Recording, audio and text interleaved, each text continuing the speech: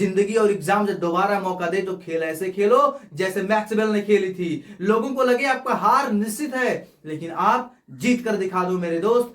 दोस्तों, अगर आप उत्तर प्रदेश पुलिस की तैयारी कर रहे होंगे तो आपको मालूम होगा कि री एग्जाम होने वाला है, इसलिए आपको दोबारा मौका मिल रहा है।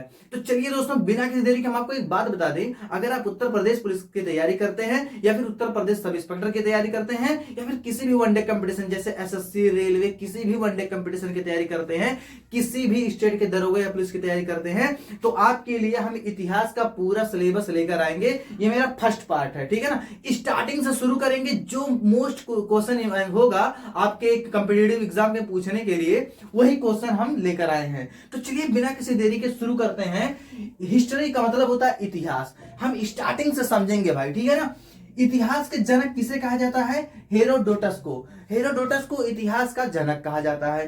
पुरातत्व इतिहास के जनक ब्रूस को माना जाता है। ब्रूस जो हैं वो पुरातत्व इतिहास के जनक हैं। देखिए ध्यान से, इसका जो संग्रहालय है वो कोपेनहेगन में है, और कोपेनहेगन कहां पर है? डेनमार्क में है। अब आप हमसे पूछोगे सर भारत के जो पुरातत्व के जनक हैं उसे किसे माना जाता है? तो कनिंघम को। पहले जान जो पुरातत्व क्या होता है। साक्ष्य का जो साक्ष्यों के आधार पर इतिहास का वर्गीकरण कर देते हैं, साक्ष्यों के आधार पर जो पता लगाते हैं, इसे कहते हैं पुरातत्व, ठीक है ना। तो भारत पुरातत्व के जनक कनिंघम है। इसका जो मुख्यालय है, जो इसका संग्रहालय है, म्यूजियम है, वो इंदिरा गांधी है।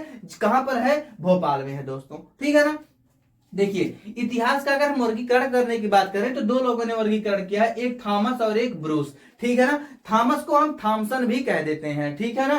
ध्यान से समझना, मिलने वाले वस्तुओं के आधार पर इतिहास का जो वर्गीकरण किए वो थॉमस ने किए हैं। मिलने वाले वस्तु क्या? जैसे पत्थर मिल गया तो उसे कहते हैं पाषाण काल, लोहा मिला तो लौह युगीन, ठीक है, तांबा मिला तो ताम्रकाल, और कांसा मिला तो कांस्य युगीन। ये वर्गीकरण किसने किया दोस्तों? थॉमस ने किया है, इनके आधार पर। लेकिन दोस्तों लिखावट के आधार पर इतिहास का वर्गीकरण करने वाला जो है वो ब्रूस जी हैं। कौन है? ब्रूस हैं, जो लिखावट के आधार पर वर्गीकरण किए हैं, जैसे प्रागैतिहासिक काल, आद्य ऐतिहासिक काल और ऐतिहासिक काल। ये तीन भागों में कौन डिवाइड किए हैं? ब्रूस। कौन किया है दोस्तों? ब्रूस। ध्यान से समझना इस टॉपिक को। जो प्रागैतिहासिक काल है उसमें कोई लिखित साधन हमें प्राप्त नहीं है। लिखित का मतलब जैसे हमें वेद में मिला है, लिखित कैसे होता है, पुराण कैसे, उसमें लिखित मिला है ना, कि माना जाता है इतने साल पहले, इतना साल पहले इसका लिखा गया है, सब चीज हमको मिलता है लिखित साधन। लेकिन जो प्रागैतिहासिक काल वाला समय है उसमें हमें कोई लिखित साधन नहीं प्राप्त है।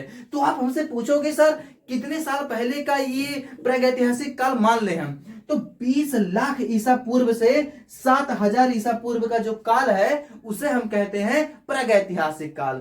इन्हें साक्ष्यों के आधार पर हम सिर्फ डिनोट कर सकते हैं कि भैया इतने साल पुराना है। जैसे कोई वस्तु हमें मिल जाए तो हम उससे पता कर सकते हैं कि कितने साल पुराना है। तो साक्ष्य के आधार पर ऐसे माना गया कि जो 20 लाख ईसा पूर्व से पहले और 7000 ईसा पूर्व के पहले का जो चीज हमको मिलेगा उसे हम रखेंगे प्रागैतिहासिक काल में। इनके बारे में कोई लिखित साधन नहीं प्राप्त है दोस्तों। सबसे पहले हम बता दें, प्रागैतिहासिक काल उसे कहते हैं जिसमें कोई लिखित साधन प्राप्त नहीं है, और उसे पढ़ा कैसे जाएगा जब उसमें लिखित साधन ही प्राप्त नहीं है, ठीक है ना। अब आता है आद्य ऐतिहासिक काल। आद्य ऐतिहासिक काल का मतलब होता है इसमें तो हमें लिखित प्राप्त है, लिखित साधन हमें प्राप्त है, लेकिन इसे पढ़ा नहीं जा सकता। एग्जाम्पल के तौर पे समझ लो, कोई ऐसी भाषा जो लिखा गया हो, जैसे एग्जाम्पल के तौर पे समझो अरबी कोई लिखा, अगर अरबी हम नहीं पढ़ पाते हैं तो भाई हम नहीं पढ़ पाएंगे, लिखा तो है। वैसे जो चीजें लिखित हमें प्राप्त है लेकिन उसे पढ़ा नहीं जा सकता, उस जो काल को हम कहते हैं आद्य ऐतिहासिक काल। आद्य ऐतिहासिक काल का मतलब होता है इसमें लिखित साधन तो हमें प्राप्त हैं लेकिन हम इसे पढ़ नहीं सकते। इसके अंतर्गत कुछ काल होता है जैसे सिंधु सभ्यता, जिसे हड़प्पा सभ्यता कहते हैं। इसमें जितनी भी चीजें मिली है ना तो वो हमें लिखित मिला है लेकिन हम उसे पढ़ नहीं सकते, अनुमान के तौर पे सब कुछ पता लगा रहे हैं, ठीक है ना। मेसोपोटामिया की सभ्यता, ये जो है हमें लिखित प्राप्त है लेकिन उतने पढ़ नहीं पाए, अच्छे से समझ नहीं पा रहे इसके विषय में, इसलिए ये दोनों का काल जो होता है वो आद्य ऐतिहासिक काल के अंतर्गत हम इन लोगों को रखते हैं। इसके अंतर्गत क्या आएगा? जैसे पाषाण काल, लौह काल, इनके ये सब क्या है? ये सब किसके अंतर्गत आएंगे? प्रागैतिहासिक काल के अंतर्गत आएंगे। उनके बारे में कोई लिखित साधन हमें प्राप्त नहीं है, अनुमान लगाए गए। जैसे पहिए का आविष्कार हुआ नवपाषाण काल में। तो भैया अनुमान लगाया गया, वो कोई लिखित साधन हमें प्राप्त नहीं था, ठीक है ना। आता है ऐतिहासिक काल, सॉरी ऐतिहासिक काल, ये तो ऐतिहासिक काल समझ गए आप। आता है ऐतिहासिक काल। ऐतिहासिक काल क्या है, हम इसके बारे में चर्चा कर लेते हैं। ऐतिहासिक काल जो वैदिक काल से आज तक चलता आ रहा है, जैसे कि वैदिक काल भी हमें लिखित साधन प्राप्त है और उसे पढ़ा भी हमें जा सकता है। तो ऐतिहासिक काल उस काल को कहते हैं जिसमें हमें कोई लिखित साधन प्राप्त है और उसे पढ़ा भी जा सकता है, उस काल को ऐतिहासिक काल कहा जाता है दोस्तों, ठीक है ना। देखिए इसमें आप पढ़ोगे पाषाण काल, लौह युगीन, कांस्य युगीन, ये सब पढ़ोगे। इसके अंतर्गत पढ़ोगे आद्य ऐतिहासिक काल के अंतर्गत पढ़ोगे सिंधु सभ्यता, मेसोपोटामिया की सभ्यता, मिस्र की सभ्यता, आप ये सब पढ़ोगे। इसके अंतर्गत आप पढ़ोगे क्या, ध्यान से समझना, इस ऐतिहासिक काल को भी 3 भागों में हम डिवाइड करते हैं।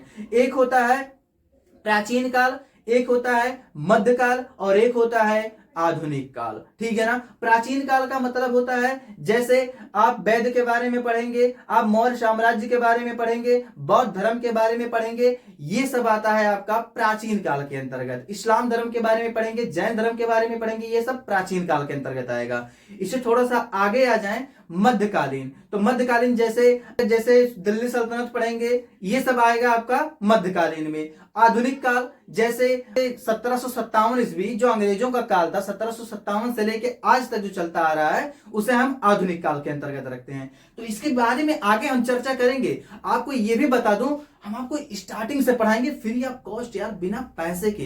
ध्यान से समझना, ये अगर इतना चीजें आपको समझ में आ गए तो हम एक एक करके सब आपको पढ़ाएंगे। ये मेरा फर्स्ट पार्ट था। ऐसे और इन्फॉर्मेशन वीडियो चाहते हैं तो वीडियो को लाइक कर दे, चैनल पे नहीं है तो चैनल को सब्सक्राइब करके बेल आइकन को भी दबा देना, जैसे ही वीडियो अपलोड करो तुरंत आपके पास पहुंच जाए। मिलते हैं नेक्स्ट वीडियो में, तब तक के लिए थैंक यू, बाय बाय।